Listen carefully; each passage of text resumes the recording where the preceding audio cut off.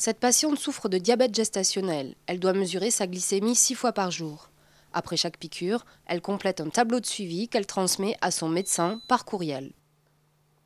Je trouve que la télémédecine est très pratique, tout simplement parce que je n'ai pas à me déplacer à l'hôpital. C'est vrai qu'en étant sur Paris, c'est un petit peu compliqué avec le travail de pouvoir se déplacer et d'avoir des rendez-vous médicaux tard, on va dire, le soir. Donc suivre ma glycémie et l'évolution du diabète via un tableau avec le médecin qu'on remplit nous-mêmes tous les jours ou tous les 2 jours, je trouve ça très pratique et c'est vraiment un gain de temps adapté, on va dire, à la région parisienne.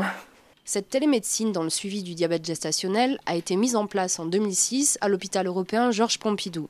À ce jour, près de 1000 patientes en ont bénéficié.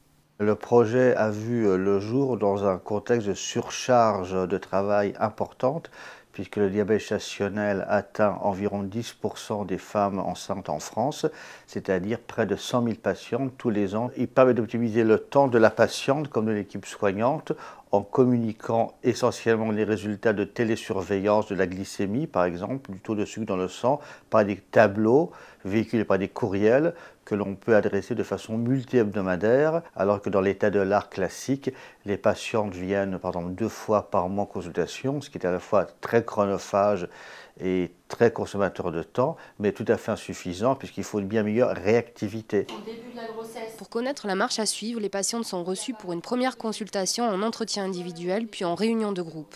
Objectif, comprendre le diabète gestationnel, les risques qu'il implique et les moyens d'y remédier. La première chose qu'on veut éviter en traitant un diabète de grossesse, c'est que le bébé soit trop gros, ce qu'on appelle une macrosomie. Donc un bébé qui ferait plus de 4 kg à la naissance. Puisque dans ce cas-là, forcément, l'accouchement il est plus risqué. Les patientes participent également à un atelier de diététique pour connaître les aliments à privilégier et ceux à éviter. 10 grains de raisin, ça fait pas beaucoup. Ça fait pas beaucoup. 10 grains de raisin sec, ça va super vite. Et là, vous avez déjà votre dose de fruits.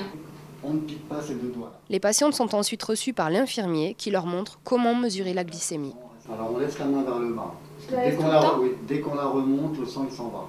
De retour à leur domicile, ces patientes pourront mesurer leur glycémie de façon autonome et transmettre les données à leur diabétologue par simple échange de mails. Le système mail justement est connecté sur des boîtes dédiées, c'est-à-dire qu'on a une boîte dédiée sur Pompidou et une boîte dédiée sur Necker qui peuvent être après dispatchées aux différents médecins. C'est un système léger qui peut être exporté et mis en place facilement. Qu'on essaye après de développer à un niveau plus industriel si on peut dire, et ce qui permettrait d'avoir aussi des ressources directement liées aux résultats, avec des fenêtres de conseil ou des fenêtres sur la diététique ou sur l'autosurveillance. Efficace et facile à mettre en place, ce système devrait être prochainement mis en œuvre dans d'autres établissements de santé. Reste à régler la question de la reconnaissance financière, puisque ces consultations à distance ne sont pour l'instant pas facturées, ce qui représente un manque à gagner pour l'hôpital.